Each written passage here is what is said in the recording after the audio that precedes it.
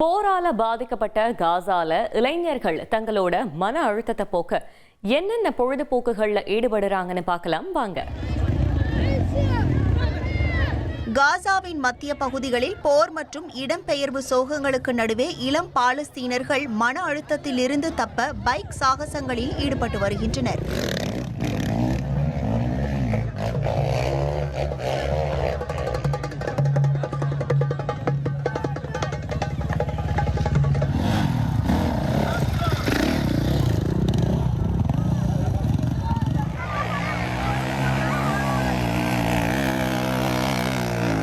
சிதைந்த கட்டிடங்கள், கூடாரங்களுக்கிடையே motor bike சாகசங்கள் செய்து அவர்கள் மக்களை ஈர்த்தனர்.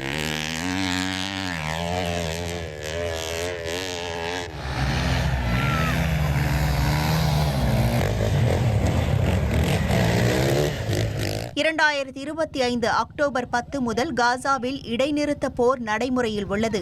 பெரிய அளவிலான தாக்குதல்கள் நிறுத்தப்பட்டாலும் முழுமையான அமைதி திரும்பவில்லை. காசாவின் 53% பகுதிகளை இஸ்ரேல் இன்னும் கட்டுப்பாட்டில் வைத்துள்ளது. எல்லைப் பகுதிகளில் நகரங்கள் முற்றிலும் இடிக்கப்பட்டு மக்கள் வெளியேற்றப்பட்டுள்ளனர். காசாவின் 20 லட்சத்திற்கும் மேற்பட்ட மக்கள் தற்போது கடற்கரை பகுதியில் குறுகிய நிலப்பரப்பில் மட்டுமே வாழ்கின்றனர். பெரும்பாலானோர் சேதமடைந்த வீடுகள் மற்றும் கூடாரங்களில் வாழ்க்கையை நடத்தி வருகின்றனர்.